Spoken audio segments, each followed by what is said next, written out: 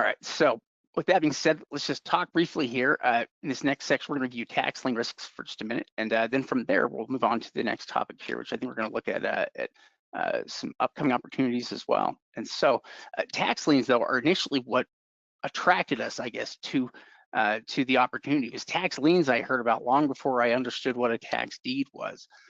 It was initially tax liens, and the whole idea with tax liens that was so appealing was this ability to have an investment that was very safe, where you could buy liens against properties. So they're using property as collateral, but they had the opportunity to pay out either high interest rate returns or lead to foreclosure. Now, it took a little while before we were able to figure out that part of it, but there are many things about tax liens that are great and that draw investors in, that make them appealing investments. So yeah, high rate of return between 10 to 20% if you look across the board.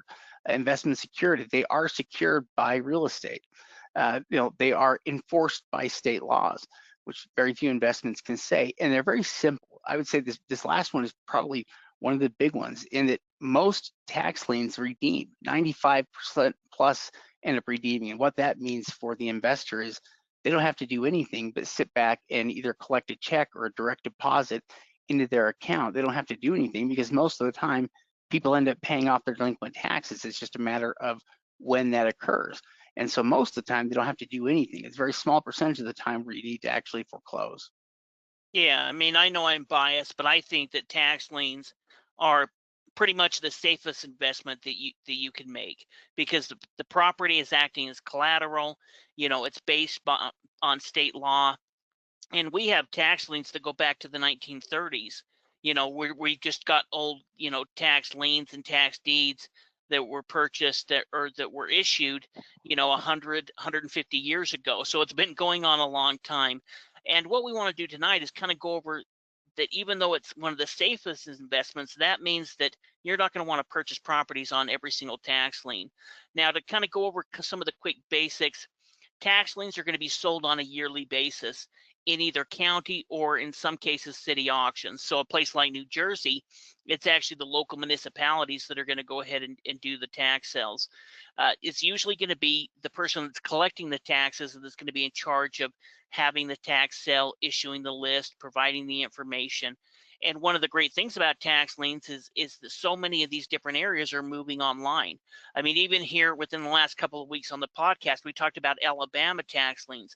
We talked about Mississippi tax liens. All of these different places are going online, but there is still some areas like South Carolina that are pretty much done all on site. Yeah, and the interest rate, redemption period, bidding system, everything is dictated by state law, which is why it can be confusing when you go from state to state. But any of the tax lien states that are using tax liens, you can always refer back to the state law if you want to know any of the specifics or why they do certain things the way that they do. Now, if we're looking at a couple of the fundamentals here with tax liens, all tax liens are sold with a redemption period attached to them. That acts as the time period that the investor has to wait before they can take the lien and actively try to foreclose on the property. So it acts as a grace period for the lien holder. So also, every tax lien also pays out a set interest rate return, and that's it, because it has to have some kind of incentive there for the investor in order to buy the investment in the first place. And so the redemption period and the interest rate return are set at the time of purchase, when somebody buys the property at auction. But what kind of happens from there all depends on how long it takes for the property taxes to be paid off, or for the property for the lien to redeem, which that's essentially what happens when the delinquent property owner pays off delinquent taxes and fees to the county. The county can remove the lien from the property and cut a check to the investor for the interest that they've earned up to that point, plus their initial investment. And so for the vast majority of the time for tax sale investors, they buy liens and then they wait for liens to redeem, which most do, and they earn good money on that as liens redeem. Occasionally, though, you may have to take a property through foreclosure. Yeah, absolutely. I mean, usually you're going to get back your money, you're going to get back your interest rate return, and every state's going to be a little bit different. That's one thing about tax lien certificates is they're all going to have different interest rates. They're all going to have different redemption periods. They're all going to have different procedures for foreclosure. whether that means it's done through a county, like a self-executing foreclosure, or whether that's done by you by contacting an attorney. They're even going to have laws about how long a tax lien can still be on the books. In fact, we're going to talk about that in the tax lien risk. So just because tax liens are great, great investment doesn't mean we're going to, they don't come without some level of risk. The risk in tax lien certificates is buying tax liens on properties that we don't want to end up with. And there's really four major risks that we're going to talk about tonight. We're going to talk about bankruptcy, we're going to talk about roll-up, we're going to talk about junk land, and we're going to talk about condemned and in terrible condition homes and structured properties. These are the major risks that we're going to come across when looking at tax lien certificates, and these are the kind of tax liens that we're going to want to avoid regardless of what type of interest rate return we can earn on it. Yeah, I mean, if we can see something in the records we're looking at about a property that, that the owner is, about to go into bankruptcy or something related to a bankruptcy, then we might just avoid the property. But in most cases, the county will actually pull the, properties that are included in bankruptcy or anything like that. They'll pull it from their list so that they don't have to deal with the fallout of, selling a lien against something they weren't supposed to sell a lien on. And so it's really difficult to try to predict when a bankruptcy will happen because we're dealing with a small window of time here where somebody may file for bankruptcy and try to include their property taxes as part of it.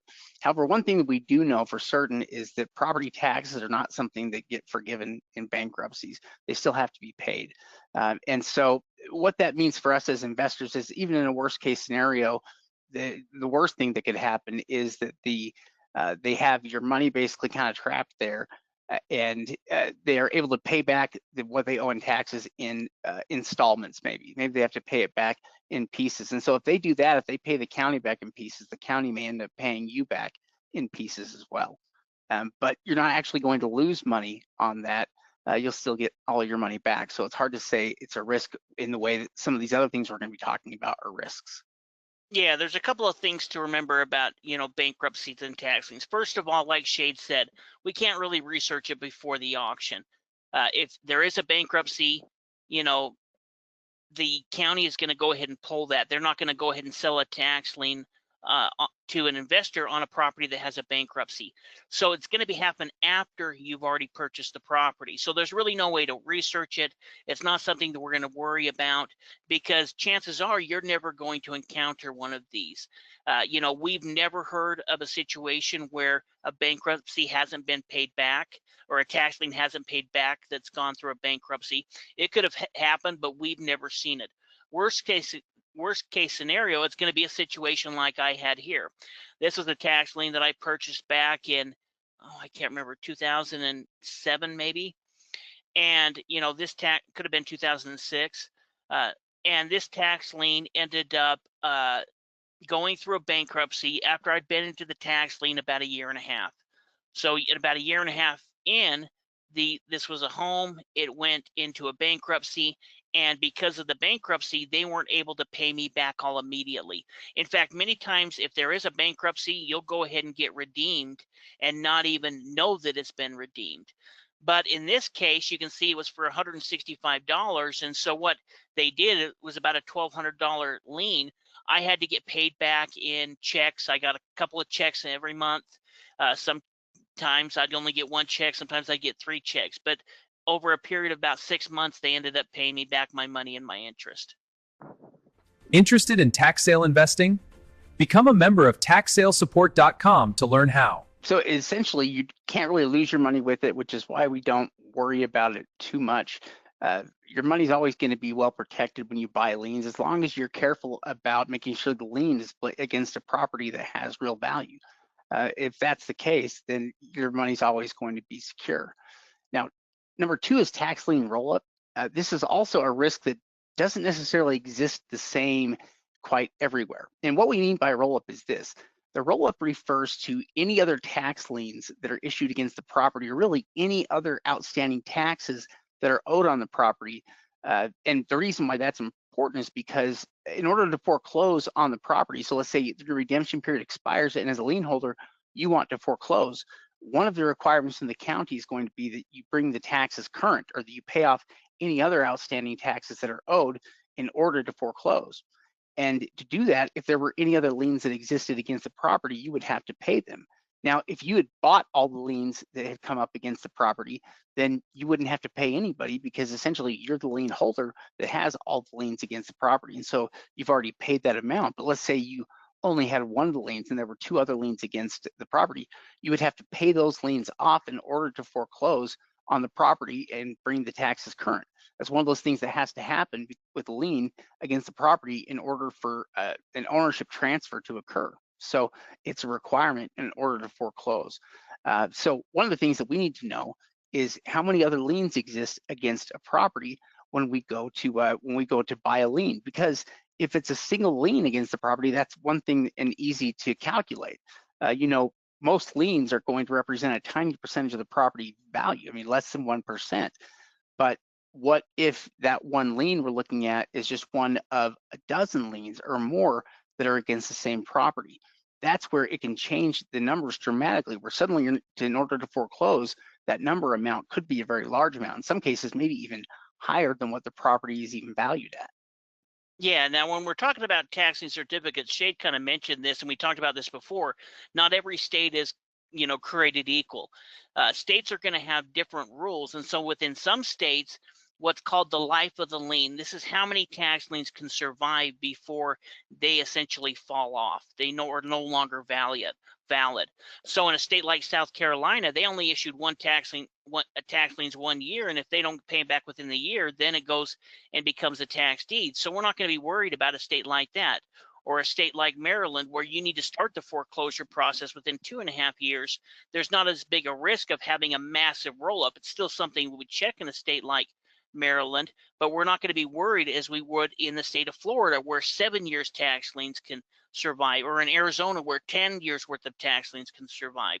And so this can be a major risk in some areas, and this is the reason why it's so important that we research this information, we research these back tax liens, and to make sure that there's not going to be any huge debt, or essentially going to become what we call a toxic tax lien. In fact, we've seen this happen in states like Florida, where let's say that you looked at a tax lien certificate and it looks like, hey, the county has it's a nice lot, county has assessed value of around $10,000, and it's a $500 tax lien. This is just 5% of the property's value. I'm willing to go and invest into that. But really the risk is all of those other years worth of tax liens and the interest that they've been accruing over the last 7 years. Yeah, we can see how the amount could add up very quickly, and what looks like a good lien or a good investment would actually be a mistake, because there could be more owed on the property than it's essentially worth. So that's why we check roll up, especially in certain areas. If you're buying liens in Florida or in Arizona, definitely want to check. And any of the states, I suppose here, I'm thinking about other states like Mississippi. Yeah, that's another state that could have liens that could exist and that there may be roll up with. There's probably other states as well that sell liens, that you need to check for roll up. The main point is to always know what the total amount owed in delinquent taxes is, not just the amount of the lien. As long as you know that, you'll be okay, and you won't, make any mistakes. As long as you're just checking to see, what that total bill is. Yeah, absolutely. Well, and in some states, you'll have the option to pay that second or third year lien. In other states, they'll just go ahead and offer up that second year lien on the open market, and anyone can buy it. That's the reason why we have our state profile guides as part of our membership program, is so that you can go back and review the information in the state. In fact, we're updating those and reviewing those and adding new information when things change, so that you've got a resource that you can go to and find out more about the state, along with the code on where we're getting this information.